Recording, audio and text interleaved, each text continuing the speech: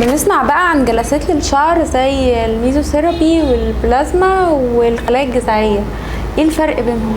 هي كلها طرق للعلاج بنستخدمها كحاجه مساعده للعلاج، البروتوكول العلاجي الاساسي اللي احنا بنستعمله. كلمه ميزوثيرابي ده عباره عن مواد جاهزه احنا بنحقنها في فروه الراس عشان تحفز البصيلات.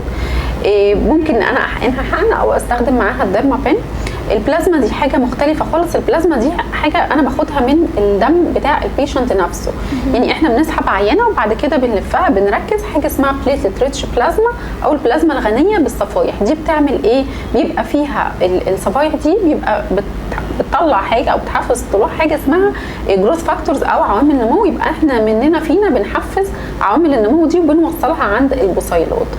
الخلايا الجذعيه هي ما بتبقاش خلايا جذعيه قوي، هي برضو بتبقى جروث فاكتورز، ودي على فكره نوع من انواع الميزوثيرابي برضو بنستخدمها في العلاج. ممكن في الحاله استخدم كذا حاجه من دول، والفكره الاساسيه ان انا برضو بالتوازي ببقى ماشيه على بروتوكول علاجي.